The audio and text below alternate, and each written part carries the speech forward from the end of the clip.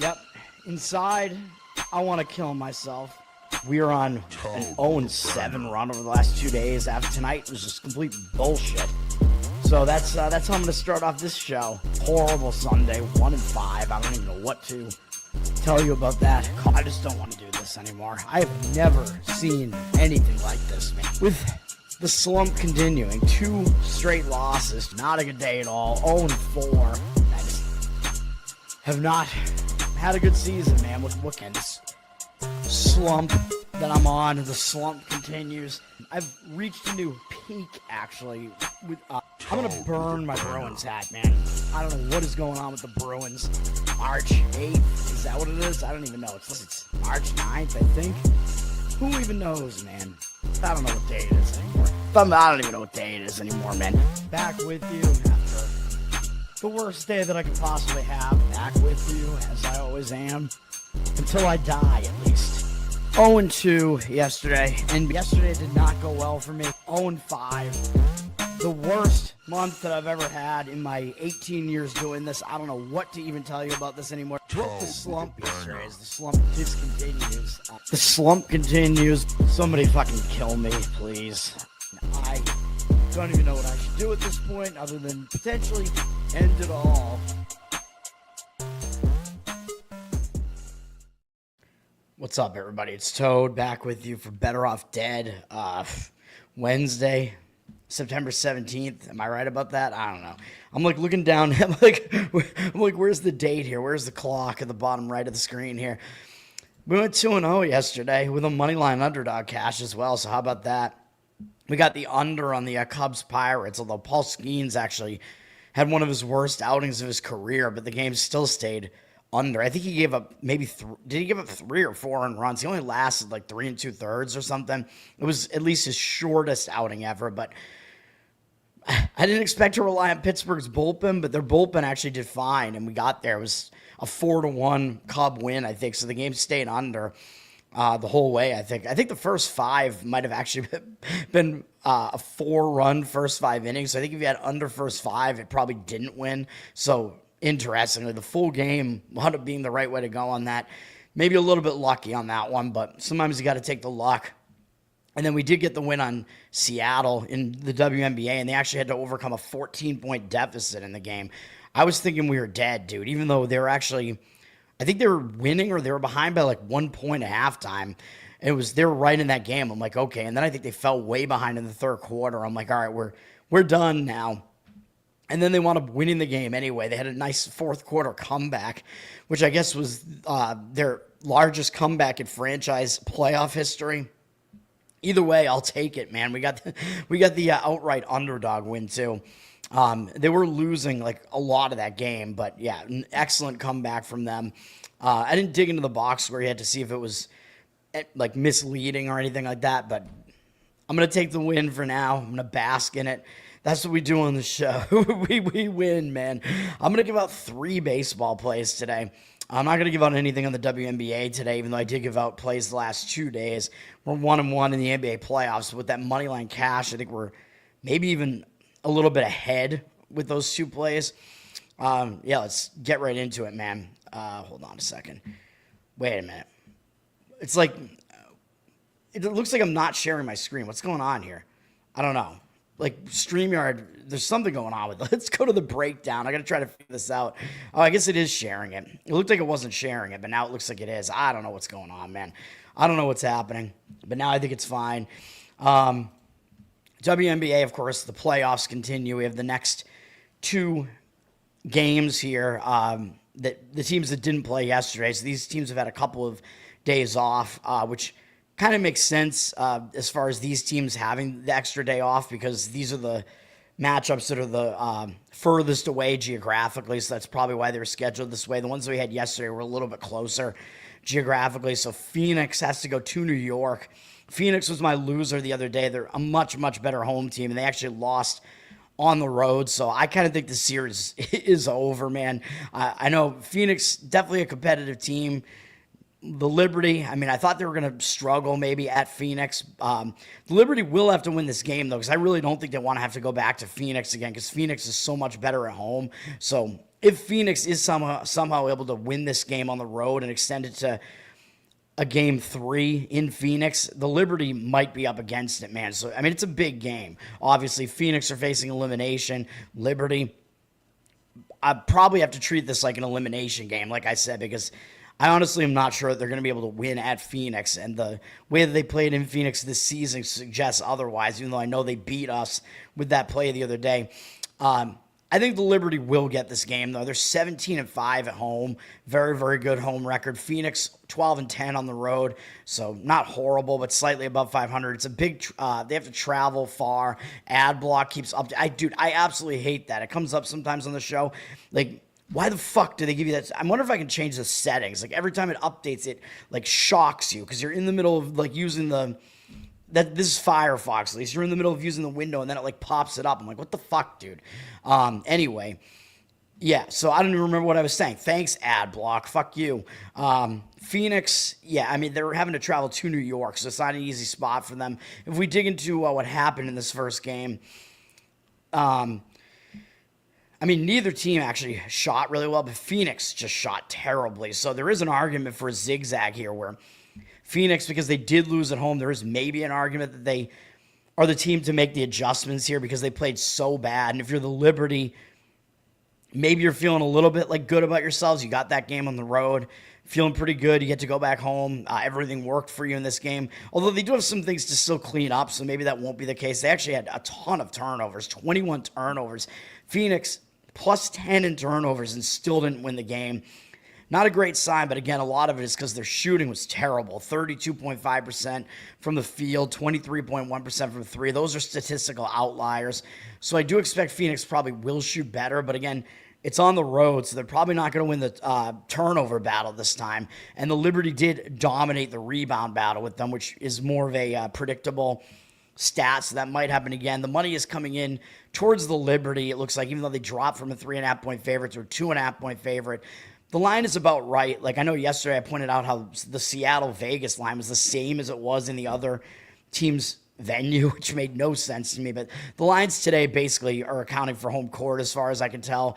As the Liberty, well, actually the Liberty were what? I think they actually opened as like a 2-point favorite in that game, or 2.5-point favorite. So I guess you could argue maybe there is a little bit of line value in Phoenix here because although I said that the Liberty were just favored by too much in that first game. So, but then again, doesn't that mean, I guess that means that maybe this line shouldn't even be this high, right? I mean, I don't know. I mean, this game confuses me. 60% of tickets, 66% of the cash on the Liberty. They're down from 3.5 to 2.5, kind of creeping towards the same line that they were at Phoenix, really, to be honest. But I tend to think the Liberty do get this game, though. I mean, it does look like the cash are coming in on them. They're much, much better at home.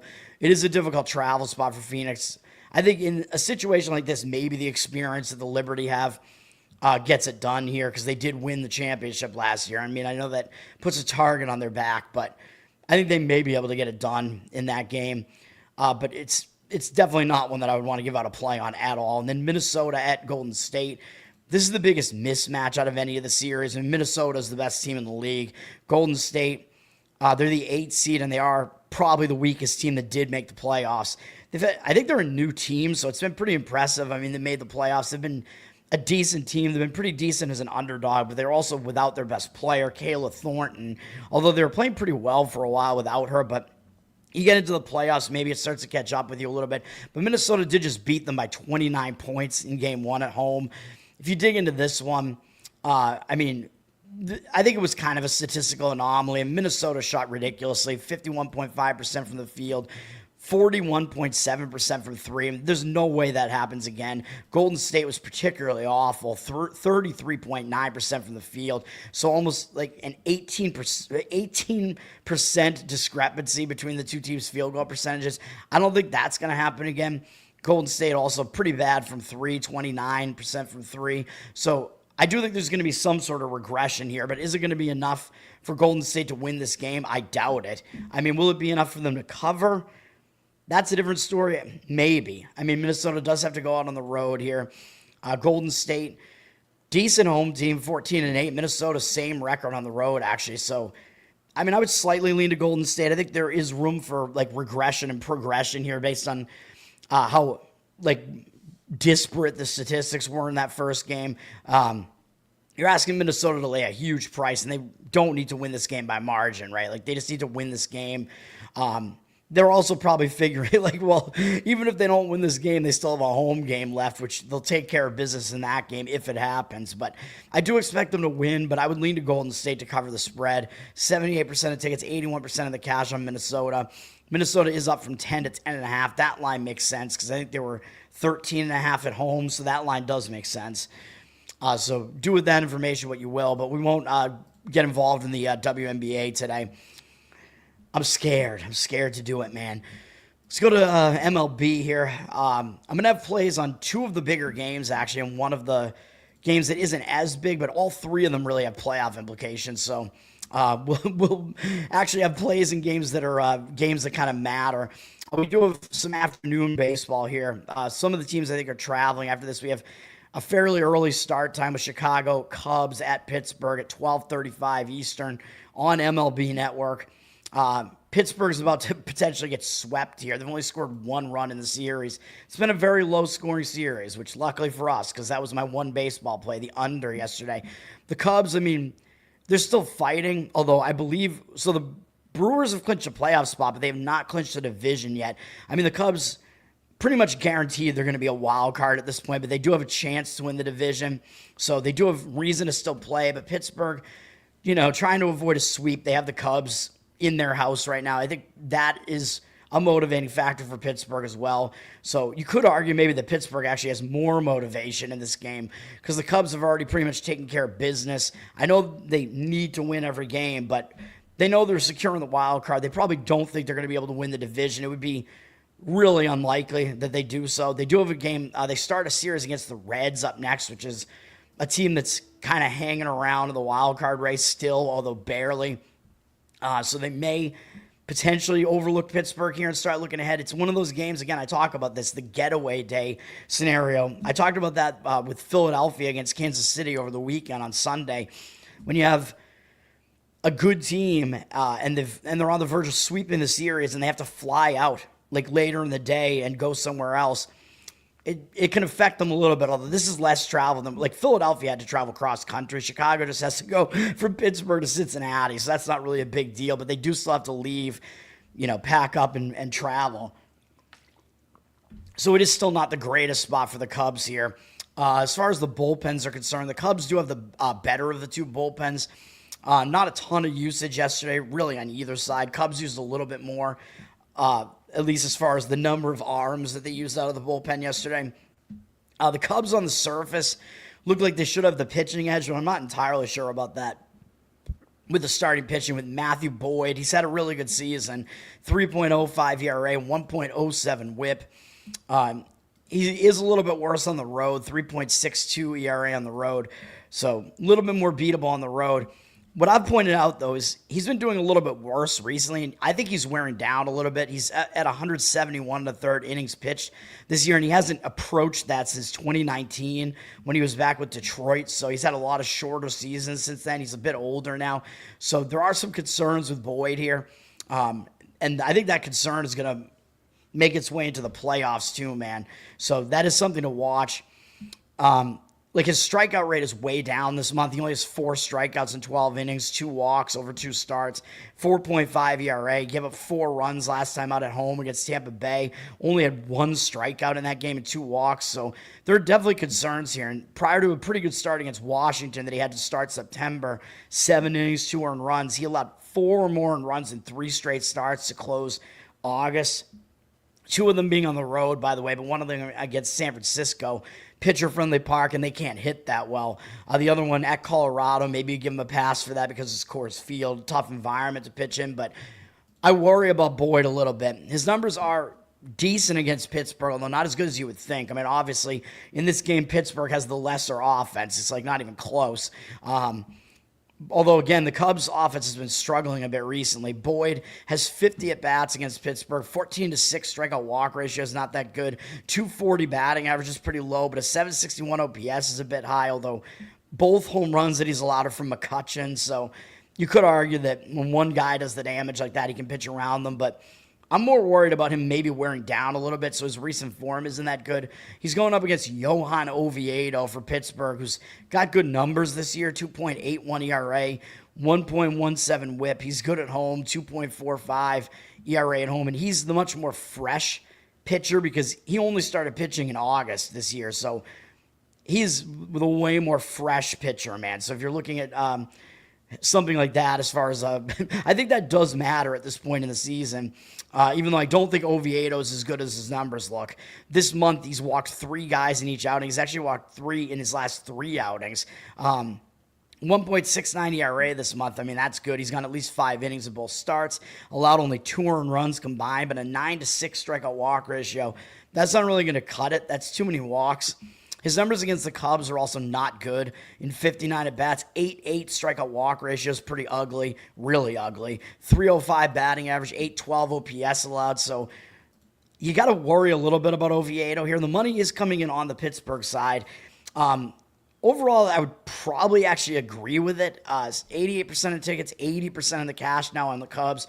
Very public road favorite. They're down from -150 to -133. I worry about the spot and about Boyd potentially not doing well here, man, just wearing down a little bit. Although Oviedo, his stats aren't very good against the Cubs, so just do with that information what you will. It looks like the money came in on the under a little bit. I'm not even sure I agree with that because I could potentially actually, even though it looks like both pitchers could possibly do well, both pitchers might actually not do well here based on some of what I just showed you. So it's a difficult handicap in this game, man.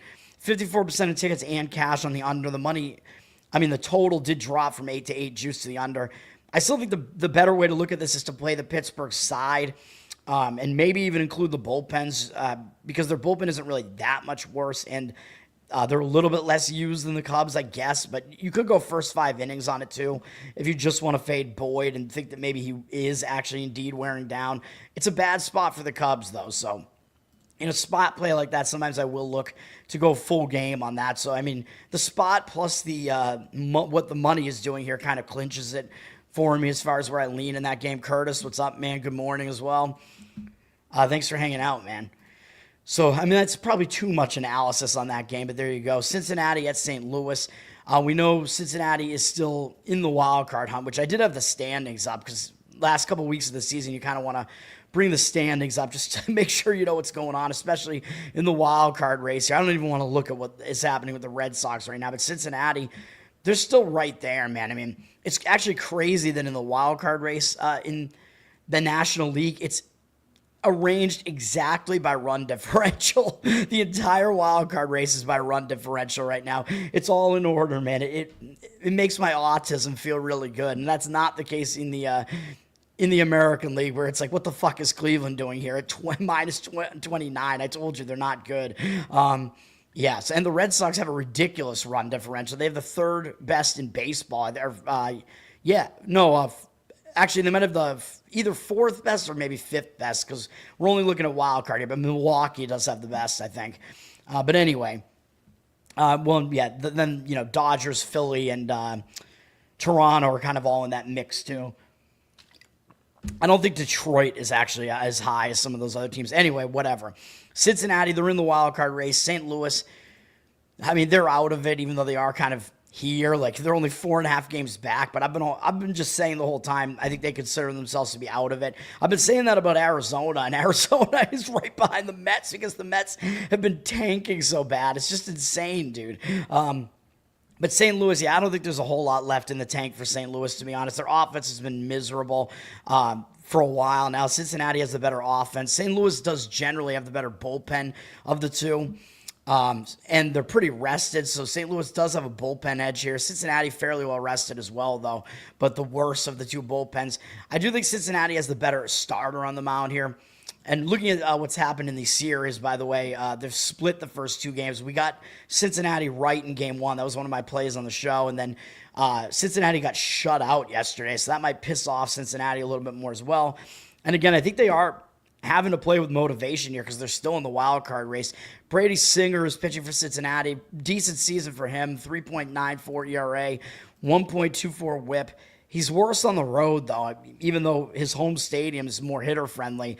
Whatever it is, he pitches better at home. 4.99 ERA on the road, so that's certainly not as good. He's been in pretty good form recently, though, except he did walk 4 guys in his outing against the Mets. This month, he has a 9-5 strikeout walk ratio. That's not exactly good. Doesn't have a 9-5 job. Does have a 2.25 ERA this month, though. He's got 6 innings in both starts. Faced difficult offenses, the Mets and then the A's on the road. That's not easy to do, and he pitched pretty well. He's given up 3 or fewer earned runs in 6 straight outings, given up 2 or fewer in 5 of the 6. He's been good for a while now. 2.41 ERA last month due to the 39-9 strikeout walk ratio. So I'm going to say that he's still in pretty good form right now. His numbers against St. Louis are really good in 55 at-bats, 16-3 strikeout walk ratio, 182 average allowed, 479 OPS. So Singer does do well against St. Louis. I think he does have the matchup edge against Andre Palante, who I just don't think is very good for the Cardinals. 5.34 ERA for him, 1.43 whip. Pretty ugly. That's definitely too high. He's on the wrong side of his home road splits, so both starting pitchers are. He has a 5.67 home ERA. That's not good.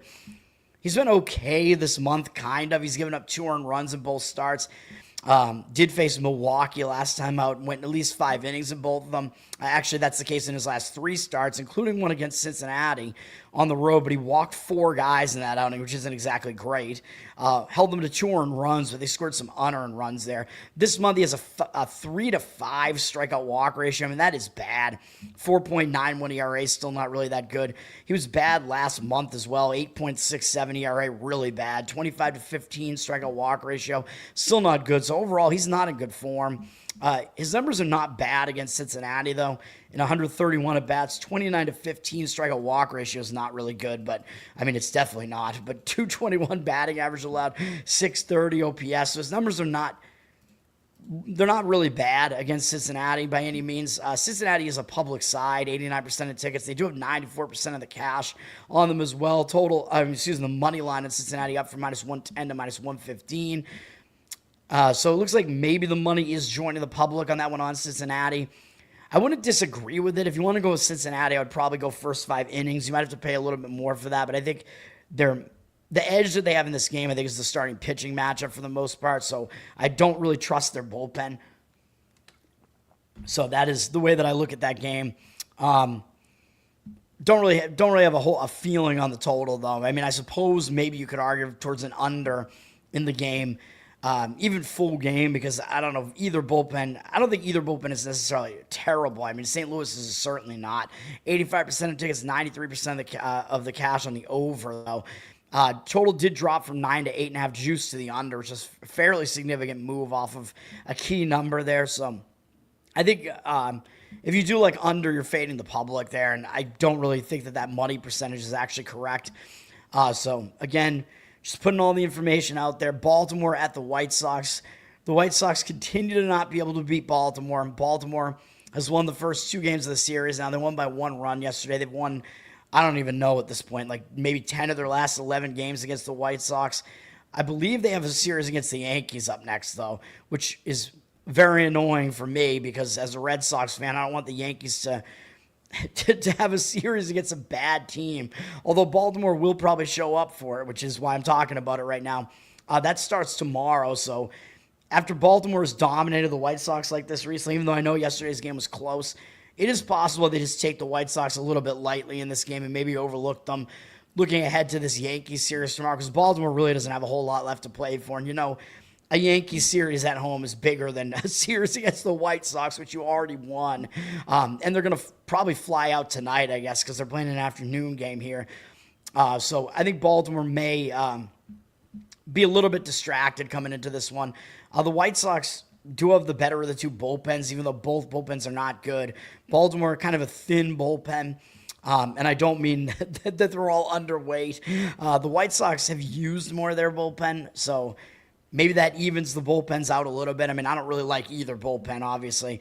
On the surface, I actually prefer Baltimore's starting pitcher, but maybe not in this scenario. They have Tyler Wells pitching. He's been pretty good in his career, and he's having a good season so far this season, although I think he's only made a couple of starts. 2.31 ERA, zero point 0.6 whip. I mean, those numbers are unsustainably low, but that's still good. 3.6 ERA on the road, though, so not as good on the road. But looking at his career stats, they're pretty solid. I mean, a 1.03 whip, even though his career ERA is 4, 1.03 whip is solid, man. He only started pitching in 2021, so he kind of started his career late because he is in his 30s now, and he's coming back, I believe, from injury. Had a really injury-plagued last basically 2 seasons. So like last season, he got injured really early, and then he didn't come back until late this season. But he is pitching well so far this season. Wells is pitching well. 10-1 strikeout walk ratio in 2 starts. He's allowed 2 or fewer earned runs in both starts. 3 combined in 11 2/3 innings. Only 6 hits allowed. He did pitch in San Diego, though, which is a pitcher-friendly park against a somewhat suspect offense. And then he also pitched really well against Pittsburgh. And we know how bad their offense is. So maybe take it with a little bit of grain of salt. Although I do think Wells is still good. And we know the White Sox offense is pretty bad as well. Worse than Baltimore's is. Only 3 White Sox hitters have ever seen him before. And they're only 2 for 18 off him lifetime with no extra base hits. 1 strikeout, 1 walk. So do with that information what you will. 111 batting average, 269 OPS against him. So it does look like it lines up for Wells to pitch pretty well again here. He's going up against Martin Perez, who it feels like Perez is like a decade older than Wells, and he's only 3 years older than him. Wells has been around for so long. Perez has been around for so long. Perez has been decent for the White Sox since coming back. He came back from injury not that long ago. He's got a 3.27 ERA, 1.05 whip. Obviously good numbers, although I think they're kind of unsustainable because even though he is a veteran, he tends to pitch better than I ever expect him to. I still don't think he's really that good. I mean, he goes out there, he relies on command, he kind of gets the job done. He's been good at home this year, though, 1.67 home ERA. Did have a bad start at Detroit a couple starts ago. Somewhat bounced back at Cleveland after that. So he gave up 6 runs in 4 innings to Detroit, 3 earned runs in 6 2/3 against Cleveland. So he did bounce back a little bit, but does still have a 3-5 strikeout walk ratio this month over those 2 starts and a 7.59 ERA. So his command hasn't really been that good. The ERA, granted, it is being skewed by that Detroit start, though. Since coming back in the start of August, he's actually been really good. That Detroit start was the only start where he gave up more than 3 earned runs, although he had allowed 2 or fewer in all of his starts in August. So it does look like he is getting maybe a little bit worse. So, I mean, do we trust Perez in this outing? I'm not sure. Baltimore doesn't have a lot of hitters who've seen him. They only have 4 hitters who've ever seen him, which kind of surprises me because he's been around for so long. 22 at-bats, 182 average, allowed 717 OPS, a little bit high because of a 4.4 strikeout walk ratio, although 3 of the walks are Carlson. Not Tucker Carlson, Dylan Carlson. So he may be able to just kind of pitch around him. And Mountcastle doesn't have a home run off him, but that's his only hit against him in a 1-for-10 clip. So Perez may pitch well here as well against Wells. The money's coming in against Baltimore. They're very public road favorite. I mean, the public, even though this game is somewhat meaningless, I mean, neither team's going anywhere here. The public really wants to fade the White Sox. But the White Sox, I mean, I don't think they're quite as bad as they look. 78% of tickets, only 71% of the cash on Baltimore. So, I mean, even if we look at the standings, I mean, I said I wasn't going to bring it up again, but the White Sox are eliminated. They've been eliminated for a while, but their run differential is actually better than the Orioles. So that is crazy to think about. You wouldn't expect that because their record is so much worse. But their run differential is actually 3 runs less bad than Baltimore's is, and the run differential is similar to Minnesota's. It's way better than Anaheim's. So, I mean, I guess just take all that information in. White Sox aren't quite as bad as they look. But anyway, in this game, yeah, I mean, the money is saying White Sox here because we have a lot of the cash, 78% of the cash, 78% of tickets, only 71% of the cash on Baltimore. They're a public side. They're a road favorite. They're down from -120 to -119. I think they may be taking the White Sox a little bit for granted here and looking ahead to the Yankees. So I do see the arguments for that. I don't disagree with it. I would probably slightly lean to the White Sox in this one. I don't know if you'd want to go first 5 inning on this just because of the bullpen rest scenario, but I mean, neither bullpen is good, so maybe it makes sense to just go full game. And perhaps it's actually better to maybe look for a first 5 inning under. So I think both starting pitchers do line up to pitch fairly well in this game, and then the bullpens definitely not so much. So I would want to not factor in the bullpens there. But 61% of tickets, only 58% of the cash on the over. Total is just sitting at 8 juice to the over, so you probably get a decent number on the first 5 innings. Under 4, maybe even 4.5 on that. So maybe that's a way to look in that game as well. Fernando, what's up, man? Thanks for coming back. You bet Cleveland. Nice. I think it was a little bit lucky, I think, man, wasn't it? I forget what happened in that game. I might look at it in a second. Well, I don't know. I'm going to talk about Cleveland, Detroit today in a little bit, but I can look now, I guess. But they won 7-5. I think they won late in the game, right? Yeah, it was an extra innings game. I also said under in that game, and the first, maybe, I don't know if I said first 5 inning under. I think first 5 innings did go under, and then the first 9 innings, like if you went under, you had an under for the game, and then 6 runs were scored in the 10th inning alone. So this is the thing with the extra innings and the ghost runners, man. Like if you had an under in that game, you should have had a winner. And the fact that it went into extra innings just blew apart everything. And it happened because Detroit scored in the 9th inning to send it to extras. I mean, that's some bullshit there. So it does look like Cleveland, yeah, they were winning throughout the game, but it was like a 1-run lead for a lot of the way. But yeah, I mean, that's good. And we did have Cantillo. I mean, arguably he did outpitch Mize in the game, even though Mize lasted a little bit longer. Mize gave up more runs. And then part of the handicap was the Cleveland's bullpen is also better. So that's awesome, man. You got the win on that. Glad to give out some good information there on that one. I mean, I guess I don't know if I'm too mad that I didn't give it out as an actual play on the show. I mean, it was fairly close, but, I mean, I like that my thinking was right on it. San Francisco at Arizona, and surprisingly, this series, these teams are both still in it, like shockingly. Arizona's ahead of San Francisco. They're in this cluster here. I mean, St. Louis isn't even that far back, and Cincinnati's in that mix as well. And then the Mets are not even that far ahead of Arizona. It would be just insane if Arizona made the playoffs, although they do actually have a pretty good run differential. They're a good offense. They're not a good bullpen. San Francisco's bullpen is better, but after yesterday, I think San Francisco's bullpen is somewhat used. Last couple of days, they've used more relief pitchers than Arizona has, so that kind of balances out the bullpens a little bit at least. So San Francisco's bullpen edge is at least a little bit less insane than it normally would be. Starting pitching in this one, well, first of all, Arizona, I mean, it's just crazy what they've been doing. They've won 4 games in a row. They've won both games in this series. I don't think they're going to be looking ahead, though. I mean, this is a big divisional series. These teams are neck and neck. I don't really know if the mindset of either team is still like, we can make the playoffs here. Probably it is. So I don't think Arizona's going to be looking ahead to Philadelphia here, even though Arizona were sellers at the trade deadline. They're beginning again to play like they think they can make the playoffs, even with selling people off.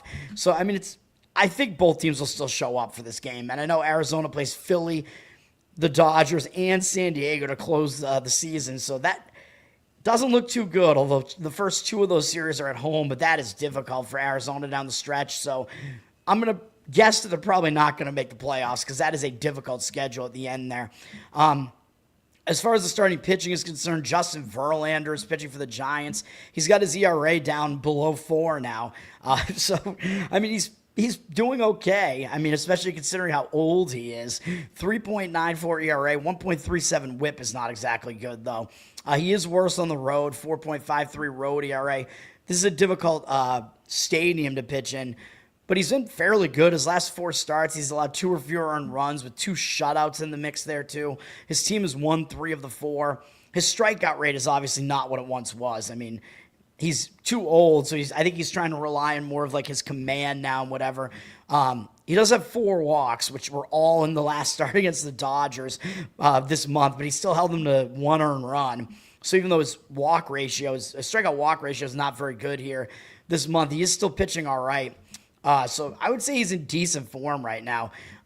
Against Arizona, his numbers are pretty good, but keep in mind that most of these are before this year. So Verlander, he's never been as bad in his career as he has been this year, I would say. So keep that in mind, that he's not what he once was.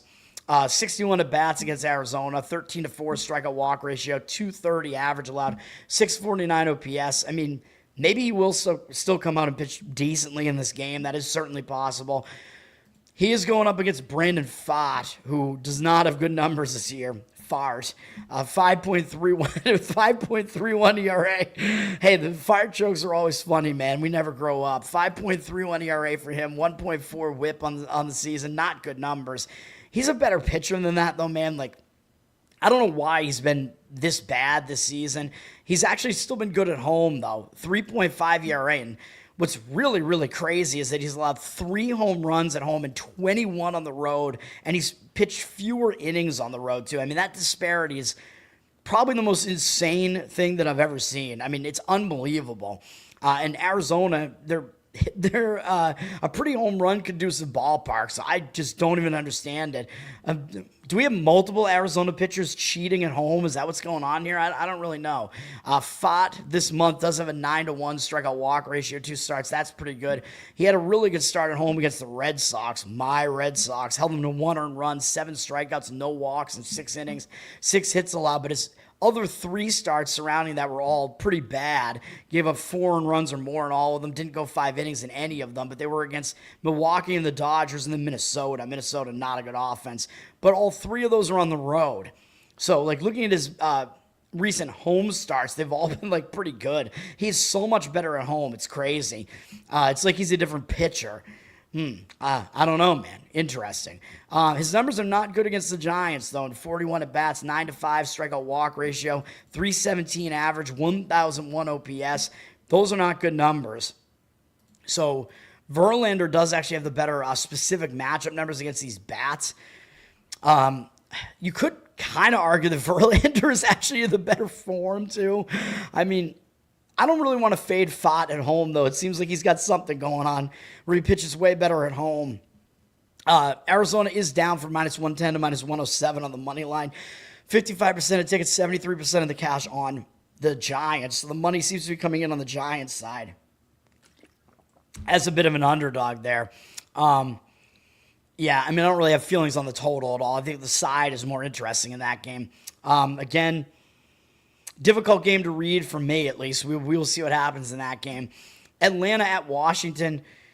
Atlanta, I mean, they're on the verge of a sweep here where they swept the doubleheader yesterday. So they've won 3 games in a row in the last 2 days against Washington, including shutting them out in the night game, which I think was the Chris Sale game for Atlanta there. He's still doing well. Atlanta, I mean, I think they have an advantage in this game too, though. Washington, I mean, they're just playing out the stretch. I mean, sure, I guess they're embarrassed right now. They want to try to avoid the sweep, but I'm just not sure they're good enough to do that. I mean, I know they're not that far behind Atlanta in the standings, but Atlanta is the significantly better of the 2 teams, even though their record is really, really bad. Atlanta here, I mean, they're only -30 in run differential, so that's not even that bad. Out of all the teams in the National League with negative run differentials, Atlanta's is the least bad, which is interesting. So they're better than their record looks, at least. Atlanta does have the better bullpen here. They didn't use a whole lot of it the last couple of days. Washington used almost every one of their relievers yesterday. Atlanta saved their bullpen in the doubleheader. Chris Sale must have gone deep into that game. Washington used a ton of their relievers. So Atlanta does have a big bullpen edge in this game, and they should have a starting pitching edge, too, with Hurston Waldrop pitching, who really talented rookies, having a good season for the most part. 2.78 ERA, 1.17 whip. That's good. Really good on the road. 1.19 road ERA. He started out along 1 or fewer earned runs in his first 6 starts. They won all of them. He didn't win all of them. He won the first 4. Atlanta won all 6 of them. This month he's been, I guess, a little bit worse. A 9.31 ERA is really bad, but it's because he got completely lit up against Houston. Gave up 8 earned runs in that game. I think did I lose on that game? I might have had a loser on that game. I can't remember. I think I might have had an under or something in that game. Maybe I didn't. I don't remember. But he got lit up in that game, went 4 2/3. 8 earned runs allowed. But other than that, he still allowed 2 or fewer earned runs in every other one of his starts. The Seattle start that he had before that, he did walk 5 guys. So his walk numbers are a little bit concerning. They've gone up so much in the last 3 outings. He's walked 2 or more in all 3. 9 in the prior 2 before the start against Houston, which was cut short. So his command is a little bit worrisome right now. 9-7 strikeout walk ratio this month, but I still think he's going to do well against Washington. I think he will bounce back. I mean, he's young. He's not overworked right now. Overall, it looks like he does have talent, and Washington only has 3 hitters who've ever faced him before. They're 1 for 5 off him. No extra base hits. The only hit is Luis Garcia Jr. I guess not a relative of Luis Garcia, the pitcher on Houston, I think. I don't even know. But he doesn't have any strikeouts against Washington, 1 walk. But he's held him to 200 average, 533 OPS, but it's such a small sample size. I think the handicap is basically he's still a good rookie. Washington's a bad offense. Atlanta does have the better offense, and I think the offense might struggle against a pitcher they're not that familiar with. Washington is Brad Lord pitching, and he's not very good. Although I've been caught, as I keep saying, a couple of times I tried to fade him. He pitched better than you would expect. His numbers are not horrible. 4.21 ERA, 1.3 whip. I still don't trust it, though. He's bad at home, 5.16 home ERA. He is a converted reliever, so he was coming out of the bullpen, and then they put him in the starting rotation. And yeah, I know he's been all right, but more recently he hasn't been as good. Although I know this month he has a 3.09 ERA in 2 starts. The last start was against Pittsburgh, so I mean, they're the worst offense in baseball, so I guess, not totally impressive there. He did hold the Cubs to 1 earned run prior to that, prior to giving up 3 to Pittsburgh, but he walked 4 guys against the Cubs, so that's not that great. And the prior few starts, he allowed 4 more runs than the prior 3, although it was against the Mets, the Yankees, and Tampa Bay. Probably all better offenses than Atlanta's. His numbers against Atlanta are all over the place, but it's a small sample size, 16 at-bats. 7-1 strikeout walk ratio is actually really good, but they have a 312 average. That is high, but only a 665 OPS because they have no extra base hits and only that 1 walk. But still, overall, I mean, I would probably lean to Atlanta in this one. I just think the matchup edge is significant in this game for them, but they are very public. 87% of tickets and cash, and they're down from -150 to -140, so I mean, it's the type of market read where I really would not want to put my money on that because it looks like there is reverse line movement. So it looks like some of the money is fading Atlanta there. I don't know if I really personally see it. And let me just see who Atlanta's playing next. I looked at all this earlier today, but let me see. They are playing Detroit next after tomorrow. They have tomorrow off, and then they play Detroit. I mean, it's an interleague game. I know Detroit's going to make the playoffs, but I don't know if that matters a whole lot to Atlanta. I don't know if that sets up a huge look-ahead spot or anything like that. So those are my thoughts on that. Jeffrey, what's up, man? So you're talking about what, a money line parlay with the Pirates, the Reds, and the White Sox to pay plus 788 if they all win. Man, I mean, that's interesting. So I mentioned that I lean to all 3 of those sides, right? Yeah, those are the first 3 sides I talked about. I mean, it looks tempting to, but yeah, I mean, I don't like parlays, as I pointed out on the show, but I think the odds makers, they want, like the books, they want you to do parlays because you need to get a bunch of independent results. You need all of them to hit, and they just don't give you good enough odds. Even though it looks like plus 788 is really good, you probably should be getting like plus 1,000 on it probably. Like the books don't give you good odds on the parlays because they know the parlays always look tempting because it's like, oh, I'm going to pay a little to potentially win a lot, right? But the books know that they're still like screwing you on the parlays, which is where I think they screw you the most. And again, because it's independent results, they don't have anything to do with each other, and you need them all to hit. Like I would much prefer to just play every one of those games individually and then hope you hit 2 out of 3 of them, and then you'll win money. But that's the grinder in me, you know what I mean? Like when you do this every day, it's about like incremental wins, you know what I mean? It's not about like going for like a big payday every single time, but like, I mean, certainly if you want to play that parlay and you're going to put money on it that you can afford, whatever, there's some entertainment value in it too. I'm not going to say not to do it. Like if your goal is like long-term wins, I would say not to do it. But if you're just gonna throw like whatever, like throw $20 on it or whatever and try to win some money, I mean, yeah, I mean, I wouldn't tell you to not do it. I mean, have some fun once in a while, and maybe you'll hit. But I would say that it's more like playing the lottery, but it's actually probably better than playing the lottery because the lottery is state run, and I think it's rigged to help I think like politically connected people always win the lottery. So I think the state lotteries are actually completely rigged. Whereas at least with these parlays, you're at least not facing like total rigging like that. I don't think. I don't think the games are going to be totally rigged against you to that extent, especially when you're playing some underdogs like that. Like the games might be rigged a little bit in favor of the books, maybe like to try to screw over some of the most public parlays, but I don't even know, man. But I'm going on a tangent there. Cleveland at Detroit. Detroit, I mean, we know they're going to make the playoffs. They might still be fighting for seeding in the playoffs. They haven't played that well recently. They've lost 4 of the last 5 games, including losing yesterday, but I did point that out. They were returning home from a road trip, and when you return home from a road trip and you have a bad game, a lot of times you do bounce back in the next game. It's because it's a distracted spot. The distraction comes into play. You don't play well, and then the next day, you're already back at home now. You've done what you needed to do. You're focused. You can play baseball. So it is a better spot, at least for Detroit in this one. Cleveland is still in the wild card race, which is ridiculous. For me as a Red Sox fan, I need Cleveland to take a back seat, man. And I think we need Texas to go away as well. Cleveland, I mean, it would be ridiculous if they make the playoffs. I mean, they had multiple pitchers get suspended for gambling. They sold off a bunch of guys at the trade deadline. Their run differential is terrible, and they're still in the wild card race. I mean, it makes absolutely zero sense. But they actually might have an advantage in the pitching matchup in this game. It all is just insane, dude. I mean, I don't know that I really want to fade Detroit at home, although I did recommend it yesterday. Detroit is really good at home, though, for the most part. But playing out the stretch here, Detroit might be a little bit disinterested because they do know highly likely they're going to make the playoffs at this point, although I think they probably might want to, at this point, kind of kick Cleveland. Like, they need to at least get one game in this series to make sure Cleveland isn't going to come up on them in the division. Detroit did use more of their relievers yesterday, but Cleveland did. Actually, Cleveland used more than Detroit did, I think. So both bullpens use a lot of relievers.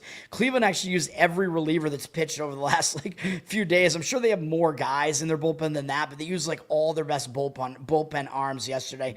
So Cleveland typically would have a bullpen edge against Detroit, but I don't think they have much of one here because of the specific relievers they used yesterday. Detroit obviously has the better offense. Cleveland's offense is terrible. That's the worst thing about Cleveland is their offense.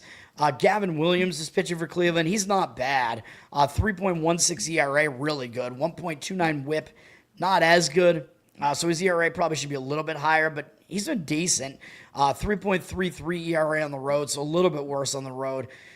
He's allowed 3 or fewer earned runs in his last, 5 starts, and 10 of his last 11 starts, I think is what that is, trying to eyeball that really quick, including that start against the Mets where he almost threw a complete game. He almost threw a no-hitter. He was 1 out away from a no-hitter in that one. His walk numbers are still a concern, though. I'll say that he's separated from that game where he almost threw the no-hitter. And his worst start, his only start where he gave it more than 3 earned runs in that entire span I just mentioned, was the start coming off of that near no-hitter. So I think he was just in a bad spot after that. He threw a ton of pitches, 126 pitches. So you kind of expected him to not do well in the next start just because he'd be hung over from that. And that was the case, but he bounced back after that. So he's pitching fairly well after that, but his walks are still an issue, man. This month, the 2 starts, looks pretty good, 2.08 ERA. One was at Tampa. It's pretty impressive to pitch well in that ballpark. It's a hitter-friendly ballpark. And then the other one was against Kansas City. We know they're not a good offense. But he allowed 2 or fewer earned runs in both of them, went at least 6 innings in both of them. The problem that I have with it is that he has a 9-6 strikeout walk ratio over those 2 starts. So his walk issues have kind of come back after he kind of toned it down a little bit. But he might pitch well here. His numbers are actually surprisingly good against Detroit. In 70 career at-bats, he has a 25-7 strikeout walk ratio against them, 171 average allowed, 490 OPS. So he's really held Detroit down. So his numbers are good against Detroit. Detroit has Jack Flaherty pitching. I mean, I don't know if we're going to get a whole lot out of him, man. He's had a mediocre season at best, really. 4.69 ERA, it's certainly not good. His whip isn't too bad, 1.28. He is better at home, 4.31 ERA at home. He's kind of alternated good and bad starts over the last 5 starts, which would mean he's in line for a bad one here. He did just shut out the Yankees for 5 innings on the road in his last outing, which is somewhat surprising. The outing before that, he was bad against the White Sox. So, like, how does he pitch poorly against the White Sox and then well against the Yankees? I mean, it's almost like a focus thing. Like, I'm going to focus on these better teams and I'm going to not have focus against these good teams. I don't know, man. It could be a mental thing. He's got a 9-3 strikeout walk ratio over that span, a 3.86 ERA over that span this month. But, I mean, again, he's just kind of a roller coaster. He's on and off for the most part. His numbers are good against Cleveland, though. Even though Cleveland's an offense that he might actually not focus against because they're not good. 84 at-bats against them, 26-6 strikeout walk ratio, 179 average allowed, 555 OPS. So Flaherty has done well against them. So when I first started looking at this game, I was thinking maybe the Cleveland side makes sense again. And the money is coming in that way. Detroit's dropped from -170 to -135. I don't know if all of that was just actual market activity or if there was like a pitching change that resulted in that, because that is a significant change in the line. So I don't know how much to read into that, but we do see the cash is coming in on the Cleveland side. 53% of tickets are on Detroit, 51% of the cash, though, on Cleveland. So the money's coming in towards the Cleveland side. I would slightly still agree with that, but their bullpen is so trashed right now after yesterday that you might want to make it just first 5 innings and hope that Williams outpitches Flaherty. I think it might actually be better to look at a first 5 under in this one. I mean, I wouldn't really want to deal with the bullpens with how used they are, but you could see both starting pitchers maybe do okay here. I mean, still Cleveland's offense is not intimidating. We have 59% of tickets and 85% of the cash on the over, though. So money looks like it's coming in on the over, even though the total dropped from 8.5 to 8. So, I mean, that concerns me. Although, of course, with the full game, that's taking into account the bullpens as well. Whereas if you go first 5, you're avoiding them. Hard RR, what's up, man? Thanks for hanging out, everybody. The A's at my Boston Red Sox. Man, I still haven't hit any of the plays that I have, right? Yeah, that's crazy. I have 3 plays, and I haven't gotten to any of those games yet. I think they're all on the evening slate. Yeah, because we're in the evening slate now, so they're all in the evening. Red Sox lost 2-1 yesterday. Just very, very disheartening, especially when the Yankees almost blew a 10-1 lead in their game.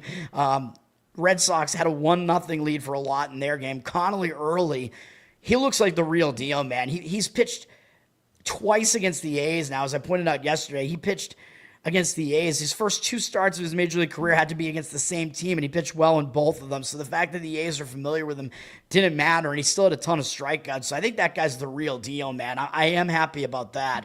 But the Red Sox losing the game, that doesn't make me happy, especially when the Red Sox have the better bullpen of these 2 teams. Like, what the fuck are you doing, man? The Red Sox bullpen blew the game. The A's didn't use much of their bullpen yesterday either. The Red Sox used more of theirs, so that kind of, it slightly negates the bullpen edge. The Red Sox normally would have a pretty decent bullpen edge in this matchup, but they've used a lot of their bullpen arms, so that kind of takes that advantage away a little bit. The A's actually probably have the better offense of the 2, although it's close. Both teams can hit, even though yesterday's game was a big-time under. I worry about the Red Sox in this game because they are facing Mason Barnett, who is a young rookie, although maybe you have to worry a little bit less. And still, I don't know why ESPN has him as a UN as his position. What is he? He's like an ambassador. Like, what the fuck is that? UN. Like, ESPN got to fix their shit, man, because they don't have him listed as a starting pitcher. So that means you can't see any of his stats, like in his game log or batter versus pitcher. Fuck you, ESPN. But he's made 3 starts. He's a rookie. He's made 3 starts, and it hasn't been that great. He's only made it 5 innings in one of them, which was his 1 road start, so do with that what you will, I guess. But he really hasn't been that great. He has a 13-6 strikeout walk ratio, which is still too many walks, although they all came in that game against Anaheim, which was the game where he went the furthest. But I think really what we look at here is that he gave up a ton of runs against Texas in his debut. That's not great. They're not a good offense, even though I know you could be shaky potentially in your major league debut. He gave up 5 earned runs in that one, but he did just face the Red Sox in the A's stadium, and he only went 3 2/3, gave up 3 earned runs on 7 hits, 1 walk. So he kind of got lucky to even have only allowed 3 earned runs in that game. And the Red Sox actually lost that game. That was the final game of that series, the only game the Red Sox lost in that series. Barnett didn't pitch that well, and now the Red Sox are familiar with him because the Red Sox just saw him. And if you're not really that fantastic of a pitcher, which I'm not sure that he really is, it negates that unfamiliarity edge, man. The unfamiliarity didn't even help him against the Red Sox last time. So I think the Red Sox, the fact that they have seen him already, they're familiar with him. I think he might not do that well in this game, but I'm not sure that I trust Giolito for the Red Sox either. Lucas Giolito, 3.31 ERA. That's all right, obviously. 1.25 whip is not that great. The advanced analytics guys will tell you that Giolito, his ERA should be like a run higher than it is. And I don't disagree with them. I don't think he's as good as his numbers look. He's slightly worse at home, 3.38 ERA, which is still fine, obviously. I mean, the good thing is he's not allowing a lot of runs. He's allowed 2 or fewer earned runs in all but 2 starts, going all the way back through his first start in July. He's allowed 3 or fewer in all but one of them, which was a bad start at San Diego. This month, 2.53 ERA, that all looks good. 8-4 strikeout walk ratio is not that good, though. Kind of mediocre. He went 5+ innings in both of them, gave up 2 or fewer earned runs in both of them against some good lineups, Arizona and the Yankees. So, I mean, he's pitching serviceably at the very least, but I think he's due for regression, man. But maybe it won't happen here because the A's aren't familiar with him. They only have 2 hitters who've ever seen him before. They're 1 for 4. The only hit is a double from Langoliers. He does have a walk against him as well. And Rooker has 3 strikeouts against him, so it's not a whole lot to go on there at all. But Giolito, Giolito is actually the more unfamiliar pitcher because Barnett just faced the Red Sox. So very, very strange that a guy who's been around for a lot longer actually has the unfamiliarity edge, but the money is coming in against the Red Sox. They're down from -183 to -152 on the money line. 92% of tickets, only 75% of the cash. I do not love that at all. So the money is fading the Red Sox here. I don't know if I would want to deal with that. I mean, I would probably not disagree with an over, though, because, I mean, even though Giolito is unfamiliar to the opposing offense, both offenses can hit, and the Red Sox are familiar with Barnett now. He doesn't look like he's pitching that well at all. Giolito is not as good as he looks. The total's up from 8.5 to 9. I mean, yesterday was so low scoring. 93% of tickets on the over, though, so the public is probably going to be on the over in this game, but 100% of the cash. So I wouldn't disagree with the over, and then the A's bullpen's not very good. The Red Sox used a lot of their bullpen arms yesterday, so an over, kind of makes sense to me in that game. Pete, what's up, man? Mason Barnett is from Cobb County. Yeah, I mean, a lot of these guys are. But, yeah, I mean, I don't know how good he really is, though. He hasn't pitched that well yet. And I think I looked at his minor league stats, and they weren't really that good either. Yeah, there he is from Kennesaw, Georgia. But you're right, a lot of these guys come from that area there. Toronto at Tampa Bay.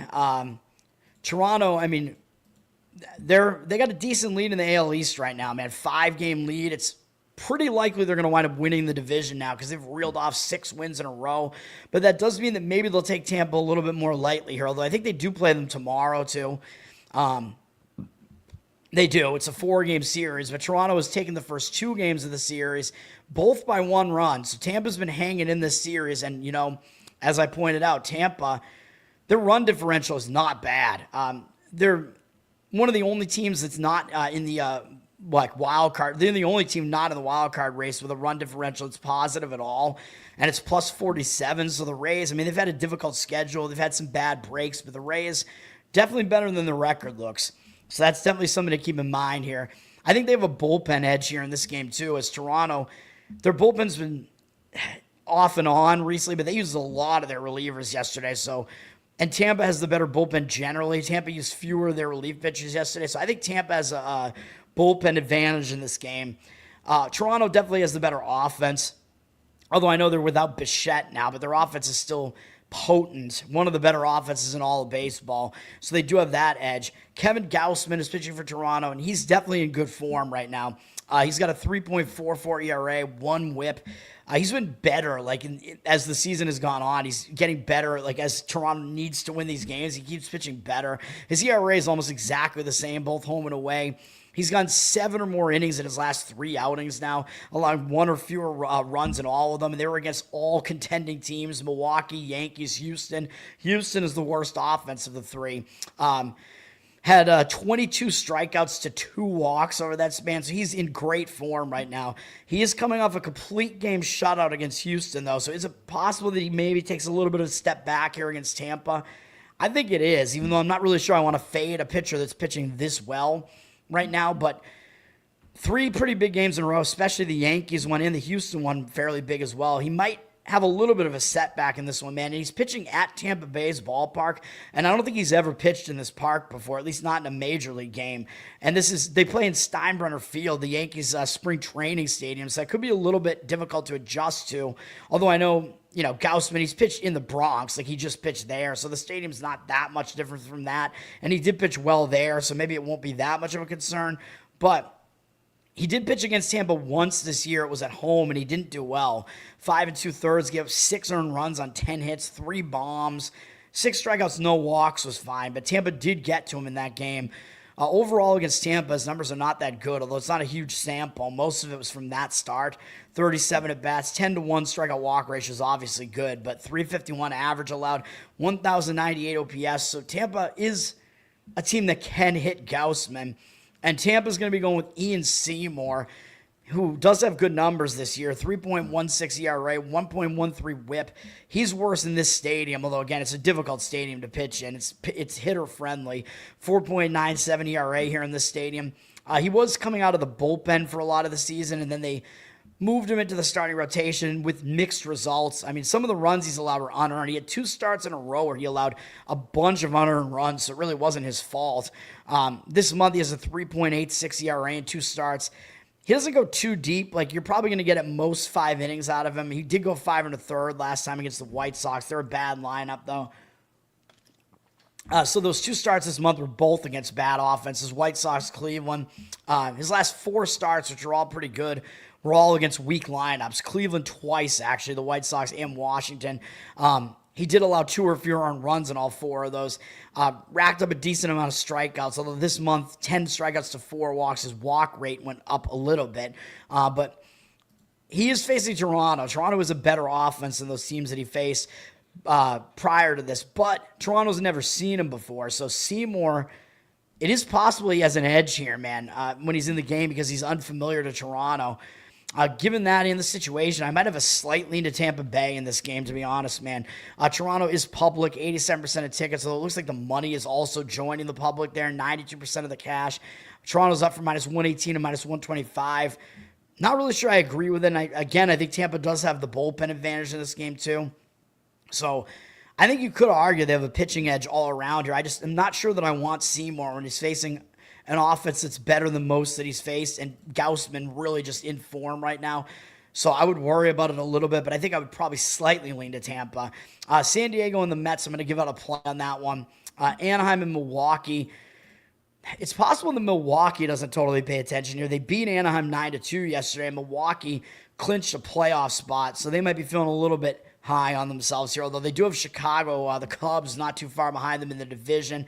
Milwaukee is still battling for home field throughout the playoffs right now because I think Philadelphia is like right neck and neck with them, if I'm not mistaken. Let me see. Where's Philadelphia at? Philadelphia, I think, is only like 1 game behind them, right? 1.5. So Milwaukee may have that in mind too, although I don't know how much of a motivating factor that really is. This series will continue tomorrow as well, I think, so it's not like we're on the verge of a sweep scenario, but Milwaukee might be in a situation maybe they don't totally focus. They do have the better bullpen. I mean, Anaheim's bullpen is not good, and they only have 4 different pitchers who pitched over the last 4 days or whatever. That's somewhat odd. I'm sure they have more bullpen arms than that. This site here, RotoWire, just only tracks who pitched over the last 4 days, but obviously they have more arms than that. They just haven't used them, so they're decently rested. So is Milwaukee, though. Milwaukee's probably even the more rested bullpen because they only used 2 relief pitchers over the last 2 days. So Milwaukee's got a bullpen edge. Jose Soriano's pitching for Anaheim. He's been kind of all over the place, man. Really difficult to predict in various ways. 4.13 ERA this year, not terrible. 1.38 whip is not good, though. Definitely too high of a whip. He is better on the road. 2.66 road ERA. Again, he's been all over the place, man. He had a stretch in August where His team won 4 starts in a row. He had 3 shutouts across that span. And then this month, he's been really awful. 15.63 ERA, 1 home start, 1 road start, 8-8 strikeout walk ratio. So he has definitely fallen out of form again here. Not really a guy that I want to back with my money, although Milwaukee's not familiar with him. Milwaukee only has 2 hitters I've ever seen him before. Hey, one of them is Danny Jansen, former Blue Jay and Red Sox. The Red Sox got him at the trade deadline last year from the Blue Jays. He did all right for them. He's a backup catcher. But anyway, Milwaukee, their hitters are 0 for 5 off him. Just Jansen and Vaughn are the only guys who have seen him. They're 0 for 5 with 1 strikeout, no walks. So Soriano does have an unfamiliarity edge against them, surprisingly, even though he's been around for a while. It is an interleague game here. Brandon Woodruff is pitching for Milwaukee. He is definitely the better pitcher. Like, if you just look at who's the better pitcher, it's obviously him. But, I mean, there are other factors to take into account here. Woodruff, he's coming back from injury. He missed all of last year, had Tommy John surgery. He came back with a bang, and he was really good when he first came back, but he hasn't been as good recently. His numbers on the season are still good, 3.32 ERA, 0.96 whip, obviously good. He is a little bit worse at home, 3.67 ERA. He did bounce back nicely with a shutout for 6 innings last time up, but it was against Pittsburgh, so they suck offensively, but still impressive shutting anybody out with 8 strikeouts, no walks, only allowing 2 hits in 6 innings. And he had a rough patch before that, man, where he didn't do well against the Cubs, Arizona, and Toronto. Those are good offenses. So he didn't do well against any of them. Anaheim is not as good of an offense as any of those teams, although they're certainly better than Pittsburgh. Against Anaheim, they actually have good numbers against them in 25 at-bats. It's not a huge sample, though. And Kyle Hendricks is in there with 1 single off of it. That's just hilarious. Hendricks will not be bad. I guess he is a starting pitcher. But overall, Woodruff does have a 7-1 strikeout walk ratio against Anaheim. That's pretty good, but 360 batting average allowed and 945 OPS. So Anaheim has actually been able to hit him fairly well. I mean, as ridiculous as it might sound, I think I would maybe consider looking towards Anaheim in the first 5 innings here and just have Soriano potentially outpitching Woodruff. But I really worry about Soriano's recent form, man. Hasn't been good. So, but the matchup numbers seem to favor Soriano a little bit. It's a difficult handicap. I mean, Milwaukee's a huge favorite, up from -195 to -198. 95% of tickets, 99% of the cash. So they're also getting a lot of the public action here. Money's also coming in on the over for what it's worth. 52% of tickets, 92% of the cash on the over. I could see the argument for that both starting pitchers may struggle a bit in this game, potentially. And then you get Anaheim's bullpen is just not good. So certainly, it makes sense to fade them for the most part. But, for that one, I'm going to wait and see. You want the Brewers -1.5. Fernando, Brewers -1.5 on that. I worry about it, man. Like I just pointed out. I mean, I worry about their, from a motivational standpoint, I worry about it most from a motivational standpoint in this one, because it's like, what do they have left to play for at this point? I mean, it's not a whole lot. I mean, their division lead is enough that it's like they're probably not going to get caught. They've clinched a playoff spot. They're still ahead of Philadelphia by 1.5, although I just don't know how much of a motivating factor getting the overall home field throughout the playoffs even really is. So I do worry about that. And as I said, with the run lines at home, what you have to worry about is the team might not bat in the 9th inning if they're already ahead, so you won't get those extra at-bats. Milwaukee, even though they're a good offense, they're worse at home than they are on the road.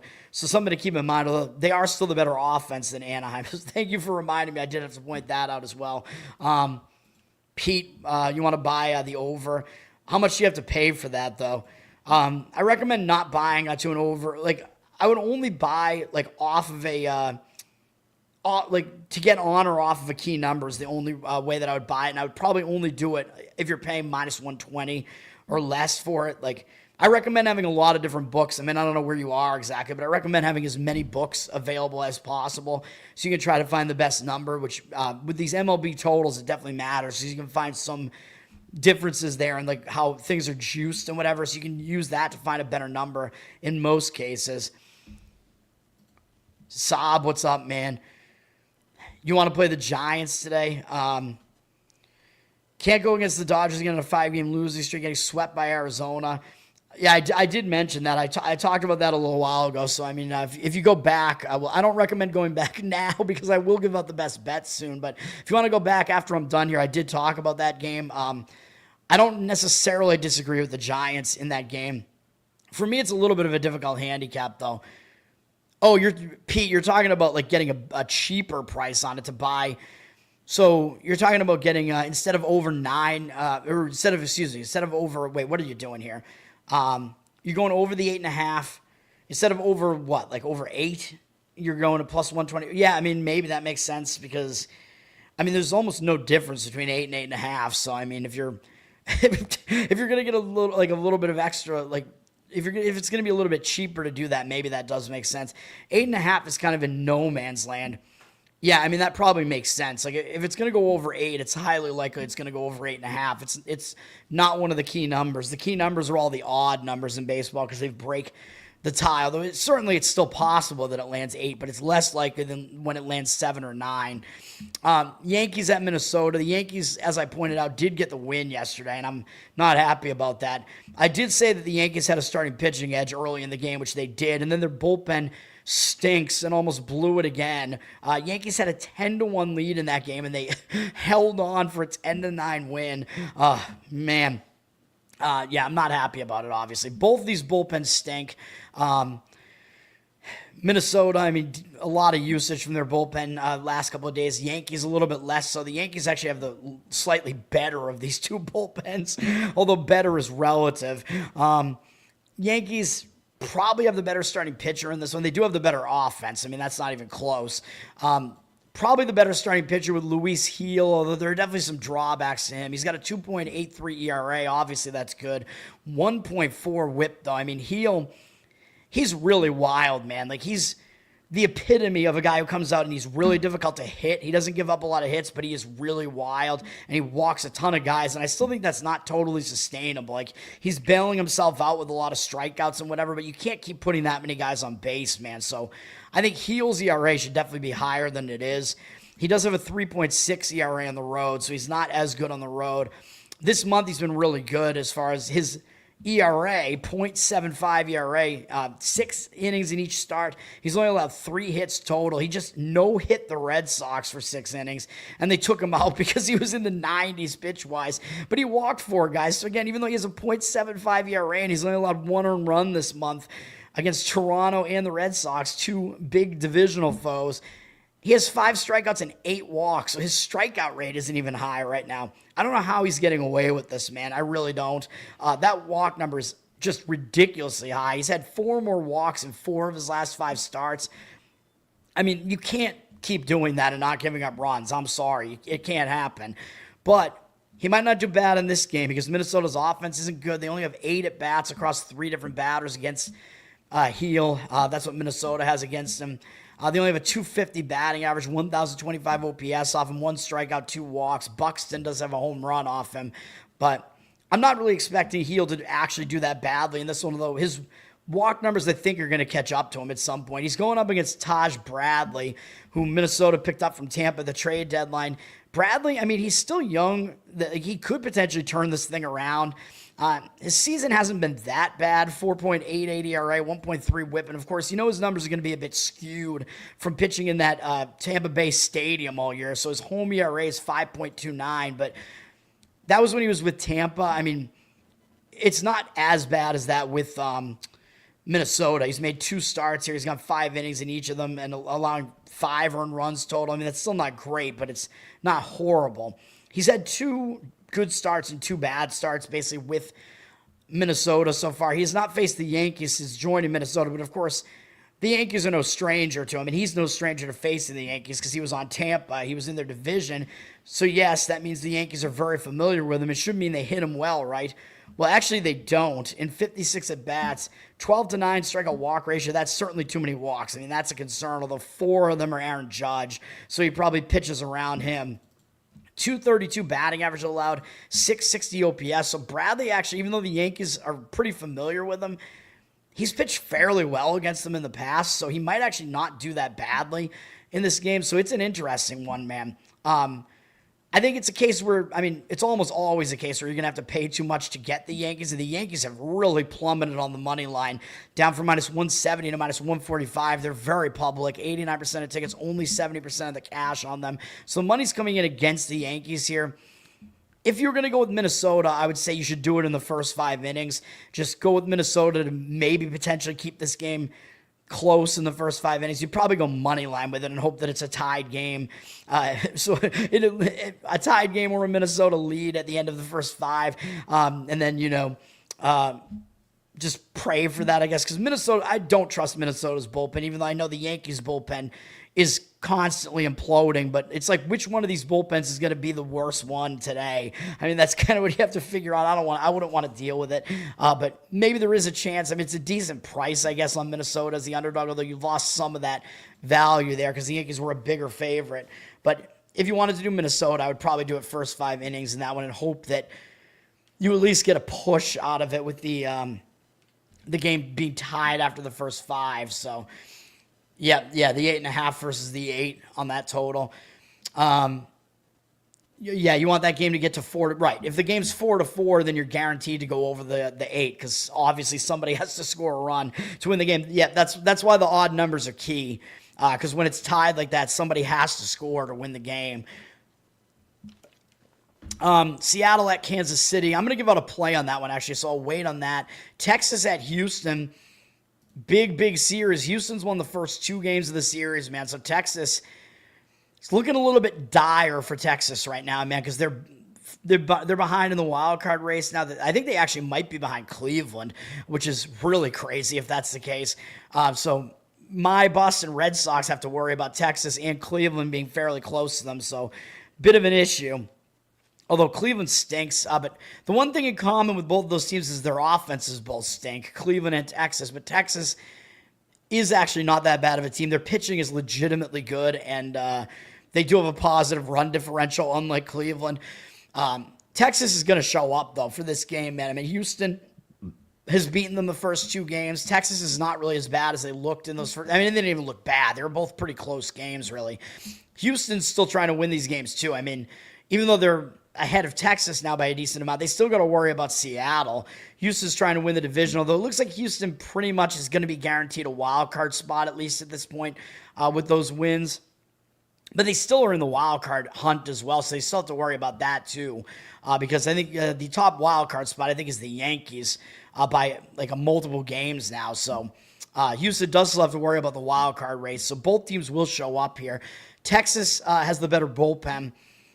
They used a bit of it yesterday. They used 4 relief pitchers yesterday. Houston used 4 of theirs too, though. So you're going to give the bullpen edge to Texas, even though Houston, they might have gone with a bullpen game yesterday because they did use Colton Gordon for a lot of it. So some of their better relievers are still available here today, but I think Texas does still have the better bullpen of the 2.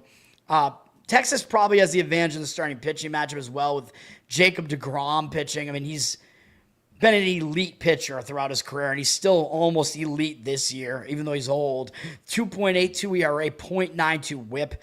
Really good stuff. He is a little bit worse on the road. 3.28 ERA, still really good, though.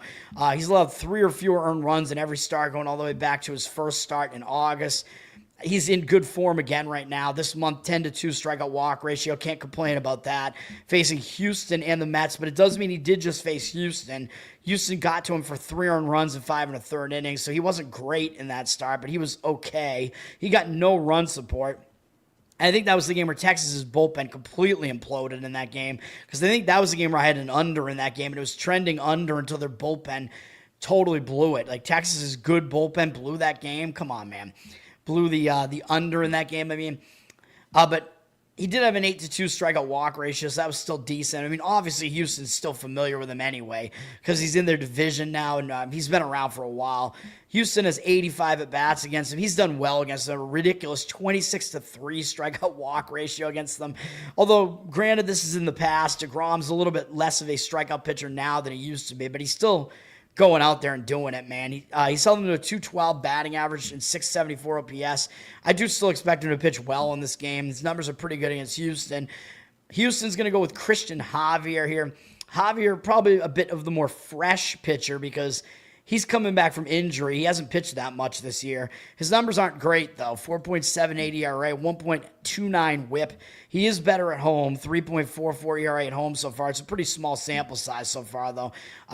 But his first 4 starts, he allowed 3 or fewer earned runs, and then his last 2 this month, Again, although he was facing the Yankees in Toronto, I was going to say, granted, he was facing the Yankees in Toronto. He didn't do well in those starts. He gave up 4 earned runs in each of them, didn't make it 5 innings against the Yankees, had 4 walks compared to 10 strikeouts. Strikeouts were good, but the walks, not good. 6.97 ERA this month against really good offenses, though. So he is stepping down in class to face this Texas offense. So I don't know what we're really going to get out of Javier here because he walks too many guys. He's not really in good form right now, but Texas is a much weaker offense than those last 2 that he faced, and he does have pretty good numbers against them. In 77 at-bats, 25-7 strikeout walk ratio, 182 batting average, allowed him 545 OPS. So Javier has done well against them. JC, what's up, man? Thanks for hanging out. So in this game, I mean, to me, it is looking like an under in this game, and that is where the money is coming in. Looks like that's easier to read than what's going on with the money line here with the side. The total seems to be a big indicator on the under. It's gone from 7.5 juice to the over to 7.5 juice to the under. 71% of tickets on the over, 69% of the cash on the under. Money is coming in on the under. I wouldn't disagree with that. I would agree with it, but I worry a little bit about the state that the bullpens are in, but maybe because Houston didn't use really their better relievers, maybe you're okay going the full game on the under here. I mean, the 7 is a key number, of course. If you can get under 7.5 at maybe up to about -120, maybe that's the way to do it instead of going under in the first 5, although you could do the under first 5 as well. I do slightly worry about Javier, though. Like, his walk potential is still there. Texas is very public, 87% of tickets, which it's probably because everybody knows DeGrom's name. Everybody knows his name. They might not be cheering him after this, though. I don't know, although he's definitely really good. But there are more things to take into account than just the starting pitcher. And sometimes I weigh the starting pitching a little bit too heavily, too. But it is a big component. 87% of tickets, 88% of the cash coming in on Texas. They're up from -120 to -125. So maybe the pros are somewhat joining the public on that one. Could be split opinions in the game or something like that. I don't know, but I tend to not want to join the public on a road favorite like that when they're so heavily public. So I think, again, the better way to look at that game is probably on the under. But Texas, they have a little bit more motivation right now. The situation is more dire for them, but there's pressure on them. And when you have pressure and you're a road favorite, that may not be the greatest thing. Miami at Colorado, a game nobody's going to give a shit about. Both of these teams are out of it. Colorado lost yesterday. They've lost 3 games in a row. It was a close game, 6-5 yesterday. I don't know if anybody really cares, but Colorado has the worst of the 2 offenses. Although they are better offensively at home, though. Colorado is the worst bullpen, although their bullpen is more rested slightly. Although both bullpens are actually pretty rested here. To me, I think the starting pitching matchup is in favor of Miami here. They have Ryan Weathers pitching, and I'd forgotten about him. Like, I used to make fun of him on my show because early on in his career, he just was really struggling. He wasn't that good. Maybe I shouldn't have made fun of him because he did have some potential there, and it's starting to be realized. He's had a good season. The problem is he got hurt this season, so he hasn't been able to pitch that much. But his numbers when he has been out there healthy are pretty good this year. They're really good, actually. 2.73 ERA, 1.04 whip. He's a little bit better on the road, 2.63 ERA on the road. He got injured in June, didn't come back. He, I guess, started the season late, too. He started in May. Didn't allow more than 4 earned runs in any of his starts, although his worst 2 starts were both in June, his last 2 starts. Only made 5 starts, and then he got injured, went on the DL. His start coming back was good, although it was against Washington, a weak offense, and he is having to pitch in Coors Field here. But the Rockies are a weak offense as well. But it's a good sign that he came back, went 5 innings. He was really efficient. He only threw 68 pitches, so he didn't have to wear himself out at all.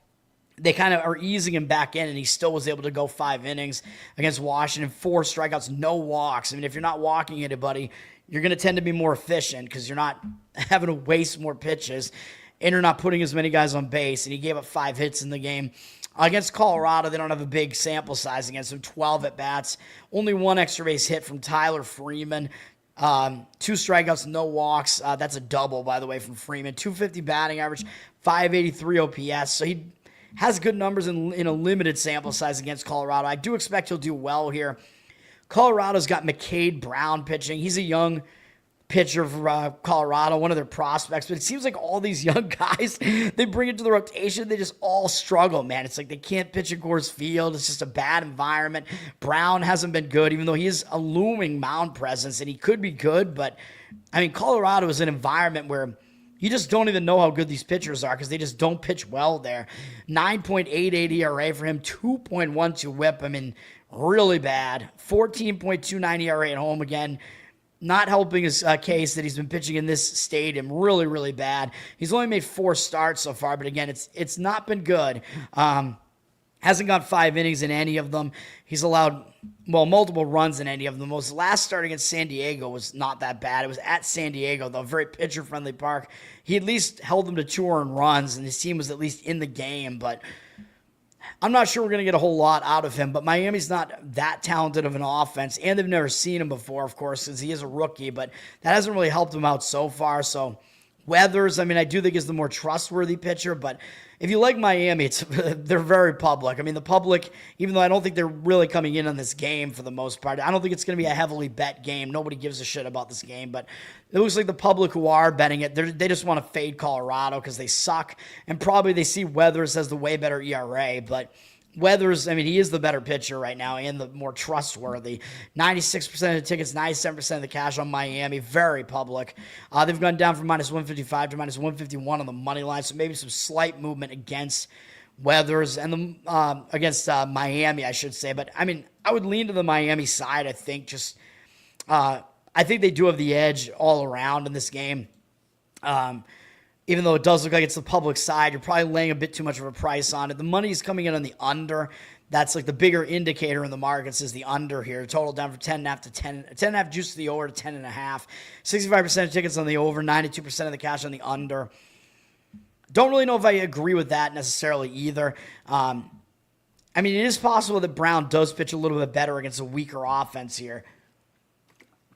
And Weathers might do well. I probably wouldn't want anything to do with the bullpen. So if you wanted to go under, probably would do it first 5 innings. But I would definitely worry about that in Coors Field, especially with Brown pitching. I definitely worry about it. So I would probably not do that. Let's get to the best bets, man. The last game is, as you see, one of the other best bets. I'm on a couple of the biggest games of the day. Let's do it, man. First game up, we're going back. These are all in the evening. We're going to have 2 sides and 1 first 5 total. The first side, we're going to go with the Mets. I know the Mets were the anti-public side yesterday, and I didn't really like the idea of fading Michael King, but King was awful in the game yesterday. And the Mets, I think they're the more motivated side right now, and I don't like the idea of putting my money on David Peterson usually either, but we're going to do it here with the Mets, man. First of all, when you look at this game, the Mets are just really good at home, 47-29 at home. San Diego is terrible on the road, 35-41 away from home. So these two teams have huge home road dichotomies, man. I know San Diego having to travel out to New York, like that first game was going to be a little bit more difficult potentially, having to travel from San Diego, but I think the Mets, they're the more desperate team. I know San Diego would like to overtake the Dodgers in the division, but there's no way San Diego misses the playoffs at this point. They're pretty much guaranteed one of the wild card spots already. The Mets are on the verge of losing the wild card, so the Mets need to play with urgency here. This price is not high. I mean, you're just asking them to win the game. And on the surface, it looks like San Diego has the better pitcher of the two, and even I would say that they do, but again, there's more to it than just that. 66% of tickets are on San Diego, 66% of the cash coming in on the Mets, so we are going to join what I think is a pros versus Joes scenario. It looks like the public expects San Diego to bounce back here because they have the better record over the Mets, and the Mets have just been ass recently. And the professional money seems to be coming in on the side of the Mets. They're up from -110 to -118. We'll go full game on this, even though I know San Diego's bullpen is the better bullpen. They used a few guys yesterday. Yes, their bullpen is better. The Mets' bullpen isn't that bad, though. And the Mets didn't use any relief pitcher over the last 2 days because they actually used Sean Manaea out of the bullpen yesterday. So the Mets didn't use any of their actual relievers. So their bullpen is extremely rested coming into this one. So I think that is helpful. I mean, their bullpen overall is not that much worse. They're in the mid-tier here. Bullpen area a little bit over 4. I know San Diego's elite. I get it. They have the #1 bullpen, but we're still going to include the bullpens in this one. I think the overall scenario just works out well as well. The Mets have the better offense. That is the big advantage they have in this game. They have a way better offense than San Diego. The other thing that I like about this is that the Mets they broke that loss streak, and now they have some winning momentum, man. So I told you that sometimes when you break a long loss streak, you go on a little bit of a win streak. After that, you have some momentum, and that may be the case here with the Mets here, man. I mean, they've had some loss streaks recently. The last loss streak they broke, they did win multiple games in a row, though I know we're asking them to win a third game in a row here now. But baseball's streaky, so we are going to jump on that streak there as well. I know we're fading Nick Pivetta here. Whoops. I didn't want to go to where to watch. Well, yeah, I mean, it is helpful to figure out where to watch it. Where to watch baseball, though, the answer is basically nowhere.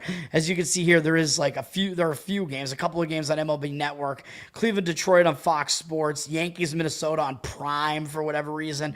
Amazon. Philadelphia and LA and Chicago, Pittsburgh, and San Francisco, Arizona are all on MLB Network. And for some reason, San Diego and the Mets don't get like a top billing here, even though this is one of the bigger games. But yes, we're going to fade Nick Pivetta here, even though I know his numbers are really good this year.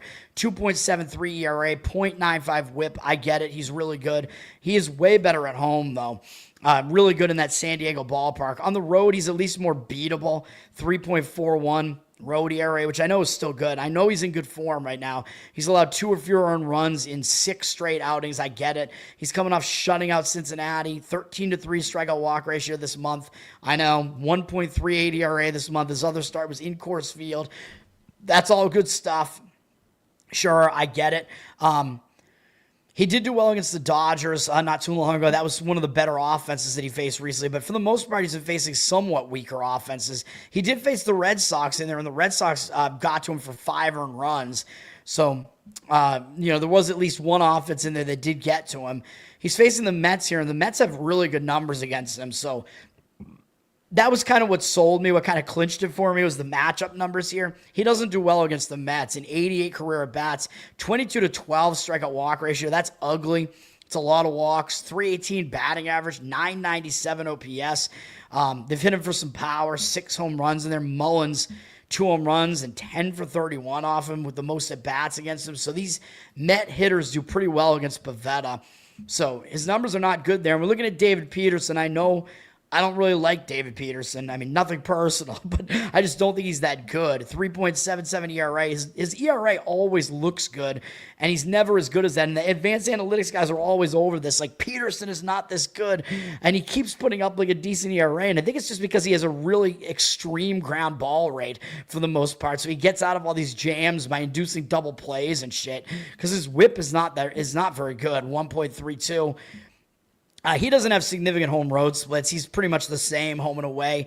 He is in the lesser form than Pivetta, which worries me a little bit. His last 3 starts haven't been that great, allowing 3 or more in runs in all 3 of them. But the 2 starts this month, he faced Philadelphia and Cincinnati. I mean, Philadelphia on the road, difficult to face them, but he wasn't as bad as maybe it looked with all those runs that he gave up because he did have a 12-2 strikeout walk ratio over that span. So even though he got hit a little bit hard, usually he walks too many guys, and his walk rate actually went down a little bit this month. So maybe the 6.1 ERA this month is a little bit less worrisome. But then the clincher here is, again, the matchup numbers. He actually does well against San Diego in 45 at-bats. I know 5-6 strikeout walk ratio is terrible. I mean, it's David Peterson. Yeah, more walks than strikeouts is really bad, but he's only allowed 2 extra base hits to them. He's held them to a 222 batting average and 625 OPS. So we're going to roll with it. We're going to roll with the professional bettors in this one. We'll go with the team that has more urgency. I think they have the better of the starting pitching matchup that can at least balance out like the recent form and the fact that Pivetta is generally the better of these 2 pitchers. We'll go with the Mets also having the more rested bullpen here and the way better offense. We'll go with the Mets on the money line around minus 118 there. Good morning to everybody. Yes, sir. Next up, we're going to go with the Kansas City Royals money line, which is up a little bit. You have to pay a little bit more for this, minus 120. You can get it if you go first 5 innings, it's more expensive, although I would argue that maybe first 5 innings also makes sense here because I think part of this is going to be the starting pitching match. A big part of this is the starting pitching matchup. The one thing that I worry about, because both of these bullpens are similar. Kansas City's is actually the better bullpen, but I worry just with their usage. But if you look at it, like they used Daniel Lynch yesterday, he's like a long relief man. So some of their better relievers are at least still available here. So maybe you don't have to worry too much about that. Seattle, Seattle does do less well on the road, though, man. Even though I know this is still a pitcher-friendly park in Kansas City. Yes, Seattle's got a good bullpen. Yes, they also use the long relief man yesterday as well with Hancock. Their bullpen's in a little bit better rest shape than Kansas City. Both bullpens are fairly good, though, so I think we'll consider the bullpens to be a little bit of a wash here, in my opinion. Against Seattle, their pitching struggles a little bit more on the road, man. Seattle, they're not as good on the road. They have a very pitcher-friendly park at home, although, again, I know this is a pitcher-friendly park here, and the Royals don't have a good offense. So, obviously, Seattle's offense is really good, but the public is only going to play Seattle here, man. Seattle's been on fire, and I know we're fading. We're jumping right in front of a train here because Seattle's won so many games in a row. And yes, I know they're still playing because they're trying to win their division. But at this point, I think at worst, Seattle's going to wind up being a wild card here, even though I know they're still trying to ensure that they get that. Kansas City's on the verge of elimination here, man, and they're at home. They got a win, and I think they might actually get a win here. They got annihilated last night. But remember, it was a return home spot from Cleveland and Philadelphia. And I always talk about this. When you return home and you're not really a terrific team, a lot of times you tend to have a bad situation there. It gets a little bit distracting. They got blasted 12-5 yesterday. And when that happens, you tend to get your home affairs in order. You come out and you focus better in the next game. So it's a decent spot, in my opinion, for the Royals here because of that. Seattle, I know they have momentum. I know they've won a ton of games in a row. 10 games in a row. But you remember, I'm the streak buster, man, because you remember I faded Milwaukee. I think it was the only time I faded Milwaukee during that huge win streak they had, and I nailed it right on the nose. We got it with Cincinnati, even though it was close in extra innings, and Cincinnati continued to be the sweep avoiders, although since then they have gotten swept. But we're going to try to bust another streak here, man. That's what I do. I did it in hockey with the Winnipeg Jets when they had a long win streak too. So let's do it again here, man. There's a reason why Kansas City's favored by a little bit here. So we're reading in the market a little bit here. We're going to go with it. I think it's a good spot for this. Even though I know Seattle, they traveled out to Kansas City. They got the first win. I know it's kind of similar to what San Diego just did. But again, as I was pointing out, Seattle's not that good on the road. They're below 500 on the road, 35-41. Kansas City, decent at home, 40-36. So they're at least a little bit better at home than on the road. But Seattle, they just don't do as well on the road. Bryce Miller is pitching for Seattle. I think he is one of their fadeable pitchers, even though his career numbers will tell you that he's better than he looks, but he just has not really turned the corner this year yet. So I think he is definitely fadeable. And even when he is himself, he still isn't as good on the road as he is at home, which is basically the case with every Seattle pitcher. But this year, he's trying to come back from injury. I know he is better than this, or has been in the past, but he's really struggling. 5.59 ERA, 1.37 WHIP, almost the same ERA home and away. It doesn't really matter, surprisingly. He hasn't really been very good, man. He went 5 2/3 or fewer innings in all but one of his starts is coming back from injury, which happened. He came back in mid-August, and he was just mediocre through the whole thing. He allowed 4 more runs in 3 of the 5 starts, allowed 2 each in the other 2. But he also the only offense that he faced that was really intimidating was Philadelphia. I know Kansas City's not intimidating at all, but Philadelphia was like the one good offense he faced. He didn't really do well there. Didn't do well against San Diego either. They're like an okay offense. He faced Cleveland, Atlanta, Anaheim. I mean, Cleveland is bad offensively. Atlanta, not great at all. Anaheim, pretty mediocre. So take from that what you will. I know Kansas City's not a good offense, but his numbers are not terrific, at least against Kansas City. They're okay.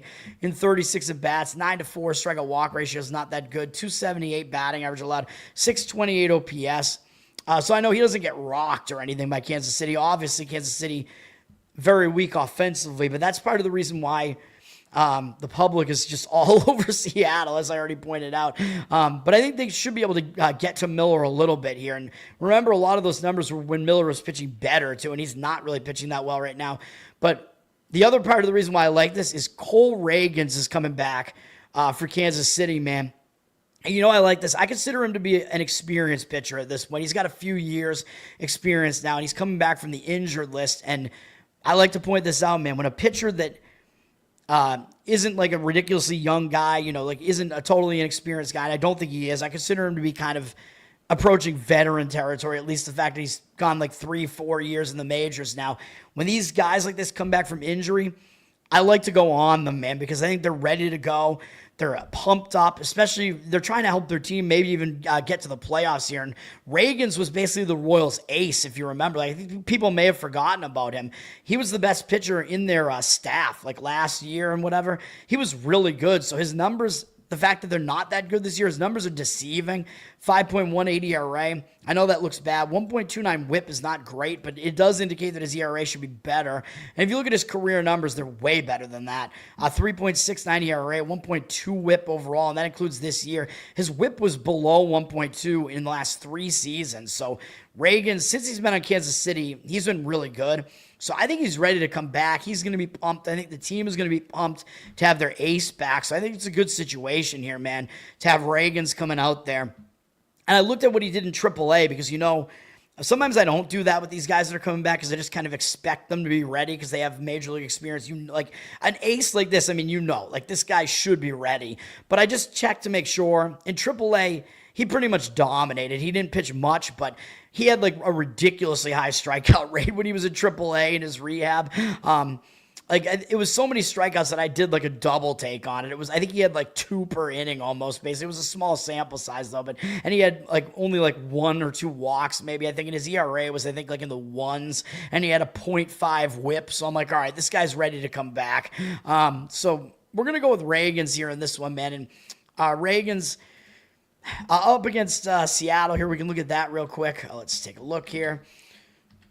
I know he did struggle in his last few outings before he got hurt, but maybe there was something not right with him, which is why he went on the DL.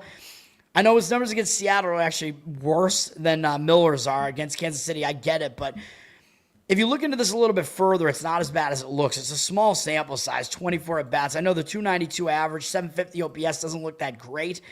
He's allowed a home run to Crawford, but his command has been there. 8 strikeouts, no walks. And this is a difficult offense to face, so I think the starting pitching matchup, I don't think you can read that much into those matchup numbers. We're going to join, again, we're going to fade the Joes in this one. 65% of the tickets are on Seattle. I'm trying to get my bearings here, man. We're doing a lot of market reading today, but I am agreeing with this. Kansas City's up from -107 to -119 now, so we got more reverse line movement here. The line has moved against where the public is because they're going to come in on the offense. Cal Raleigh, I think, just broke the home run record for Seattle. We're going to fade it. Kansas City up from -107 to -119. I already said that. 76% of the cash on Kansas City. We're going to go with it, man. Again, part of it is I think the starting pitcher, the ace returning factor here.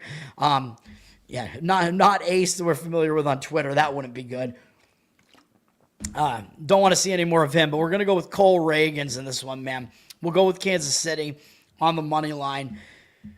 If you want to go first 5 innings, you could do that. You have to pay a little bit more of a price on that, too. And I still think the bullpens are enough of a wash, and they're good enough bullpens that I think we could go full game on it. And then the last one, I am going to go under in the first 5 innings in this one because I hate both bullpens in Philadelphia and the Dodgers. I think the starting pitching matchup sets this thing up to be an under, man. So this has been a high-scoring series. Both games have gone over. We had 11 runs in the first game. We had 15 last night. And everybody knows both these teams can hit. So who in their right mind is going to want an under of any kind in this game? Well, that would be me in this one for Philadelphia and the Dodgers. I mean, we know these are two of the top offenses in baseball. It seems pretty risky to go with an under here. The public's only going to want to go with an over, especially if they've been betting the over in this series and they've been cashing easily. We got 79% of tickets on the over, but 72% of the cash on the under. So the money's coming in on the under. The total is just a little bit less juiced on the over 7.5. So if you want the full game, you're still getting kind of the better of the 7.5, but I don't trust the bullpen, so we're going to go first 5. I don't like either bullpen. The Dodgers used a lot of their bullpen arms yesterday, too. I don't like that. Philly used less of theirs, fewer of theirs, but they're the worst of the 2 bullpens. The Dodgers, I understand, they score a lot at home. Philly doesn't score as much on the road, I believe. So the Dodgers have a little bit of an offensive edge here. Both offenses are good. I get it. We're going with an under. We're fading 2 good offenses, but what you need here is 2 starters that are going to be able to hold the offenses down, and I think that's what we can get here. Jesus Luzardo is pitching for Philly, and I know he's been a roller coaster this season, but he's been better again recently, and I think he can hold down the Dodgers, believe it or not. He's got a 4.03 ERA, 1.26 whip, decent numbers. He's actually better on the road, 3.55 road ERA, so we're getting the better road split from Luzardo here. He's also been racking up a lot of strikeouts recently, man, so 18 strikeouts over his last 2 starts this month. Got wins in both of them. Allowed 4 or fewer in runs in both of them. But the start where he allowed 4 runs, he went 8 innings against the Mets. So that wasn't that bad at all. And it was a good offense, too. 3.86 ERA overall this month. Going back through last month, he actually has allowed 3 or fewer earned runs against every team who isn't the Mets, going all the way back through his last start of July, although granted the Mets were the only really good offense he faced over that span. Although he did face Seattle. They're pretty solid. Yes, obviously the Dodgers are a very solid offense. I understand that. But I think he'll do okay enough here, man. His numbers are pretty good against the Dodgers in 68 career at-bats, 22-4 strikeout walk ratio, 221 batting average allowed, and 676 OPS. So he has not been bad at all, especially considering how good the Dodgers are offensively. Luzardo, this is one of the teams that he does do well against, and he's going up against Blake Snell, who, has been pretty much an elite pitcher when he's been at the top of his game. I mean, I know he always walks too many guys, but he strikes out a ton. He usually really limits the damage. 2.79 ERA this season, obviously that's good. 1.39 whip, I get it, too high. He walks too many guys, but he has the better of the home road splits too. He's really good at home. 1.44 ERA. He's also better at night this year for whatever that's worth. I don't usually look at the day-night splits.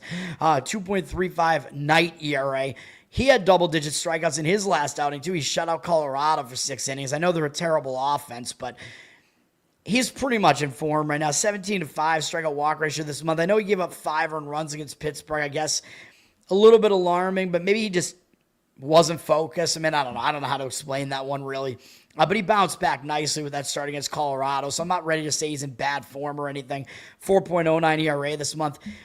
Throughout the month of August, he didn't allow any more than 300 runs in any outing. Actually, that one against Pittsburgh is the only time he's done it all season, so it looks like it was more of an outlier, and he's certainly fresh because he was injured for so much. We don't have to worry about him wearing down or anything like that, even though I don't think you have to worry anyway because he's a veteran, but he missed like 4 months, so he definitely has not been worn out this season. Up against Philly, he has good numbers against them, even though they're a good offense. It's 73 at-bats, 29-12 strikeout walk ratio. That's too many walks. I mean, that's definitely Snell-like. But he's held him to a 151 batting average. So, again, that's Snell-like. They have not been able to hit him very well. 572 OPS. So we're going to go with both pitchers to pitch well early on in the game. You can find the under 4 right now at a pretty solid price. That's what we're going to go with. Philly and Dodgers, first 5, under 4. That's going to do it, man. Those are the plays. Long video again. We got the Mets money line, Royals money line, and under in the first 5 innings, under the 4 in Dodgers, Phillies, Dodgers, whatever. Guys, I appreciate it. Thanks for hanging out. Learn to Toad on Twitter, Learn to Toad on Instagram. I'll get out the videos. These are all evening games, so I'll give them out in a little while. Hopefully the lines are still out there. But that's why it pays to watch this show, or at least hopefully it does in the long term. I know we're struggling right now, but we're off a 2-0 day here. We're going to bounce back, and then we're going to have football starting again tomorrow. So we got the NFL Thursday night game, which is a really uninteresting one, though, which we'll talk about tomorrow. We got there's one college football game tomorrow, too, I think, and it's not a very interesting one either. Yes, sir. You have a good day as well, Curtis. Thanks, Curtis, Pete, JC, Saab, a bunch of guys in the chat today. Hard RR, Jeffrey, Fernando. Thanks, everybody, for hanging out. Again, like, subscribe to the channel here on YouTube, Bettor Off Dead. Let's get us up to monetization, man. And then listen on YouTube and on Apple and Spotify. That helps me out just by listening over there. And you can give me a review. Doesn't cost you anything. It is monetized over there. And I want to get some actual money rolling in on that. It takes a lot of numbers, though. And the numbers are very low on there right now. But we're on Apple and Spotify. And then Covered in You, because my Uke YouTube channel, you can check that out too. I want to get those numbers up too. I might start doing Uke live streams where I just dick around and maybe take requests, and it's just going to be like a fun hangout similar to what Ask Butt does. I got to start doing that. I want to, because sometimes I'll just sit here and I do it anyway because I do it for fun, so why not like do it with people and put it on camera, you know what I mean? And then I'm kind of learning the songs at the same time, so it kind of makes sense to do it. Maybe I'll start doing it once a week or something. And patreon.com/LearnToToad. Maybe I'll do some Patreon streams once people get into it and they like it. Maybe I'll start doing some Patreon ones for that if they like it. No guarantees. But yeah, patreon.com/LearnToToad. Right now there's some bonus Ute content there at the higher levels. I got to check to see if anybody has actually requested anything. But yeah, check that out. And hopefully I'm going to get subscribers on Twitter soon as well, because they rejected me at first, then it was erroring out, and now I got an affiliate on Twitter, and maybe it'll help me get subscribers. I got to figure it out, man, but got to figure out life, to be honest. But peace out for now, guys. Have a good one, and let's get some wins in baseball today. Happy Wednesday.